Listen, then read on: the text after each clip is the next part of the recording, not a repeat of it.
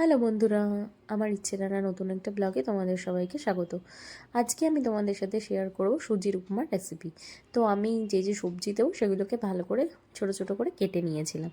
এবার জল গরম হওয়ার পর ওর মধ্যে সব সবজিগুলো দিয়েছিলাম, যতক্ষণ না ওগুলো মোটামুটি ভালোভাবে সেদ্ধ হয়ে গেছে। সবজির মধ্যে আমি নিয়েছিলাম ফুলকপি, বিনস, গাজর আর ক্যাপসিকাম। এবার কড়াইতে খুব অল্প পরিমাণ সাদা তেল দিয়ে আমি সর্ষে, কারি পাতা আর একটু বিউলির ডাল আর একটু ছোলার ডাল ফোড়নে দিয়েছিলাম। এর সাথে শুকনো লঙ্কাও তোমরা দিতে পারো, কিন্তু আমি দিইনি।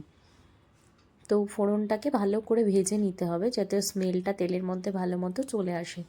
এইবারে ওর মধ্যে সবজিগুলো সব দিয়ে দিতে হবে। সবজিগুলো যেহেতু সেদ্ধ করা আছে আগে থেকে, তো এবার হালকা ফ্রাই করে নিলেই হবে। আর আমি তেলটা না খুবই কম ইউজ করেছি, তোমরা চাইলে আর একটু তেলও দিতে পারো। তো এবারে শুধু একটুখানি নুন দিয়ে আমি ভালো করে সবজিগুলোকে ভেজে নিয়েছি। ভেজে নেওয়ার পর আমার পরিমাণ মতো সুজি আমি দিয়ে দিয়েছিলাম। সুজিটা দিয়ে সবজিগুলোর সাথে ভালো করে ভেজে নিতে হবে। সুজিটা একটু লালচে লালচে হয়ে গেলে অল্প অল্প করে জল দিয়ে ঢেকে ঢেকে রান্নাটা করতে হবে, যাতে সুজির উপমাটা একদম ঝরঝরে হয়। কেমন লাগলো জানিও।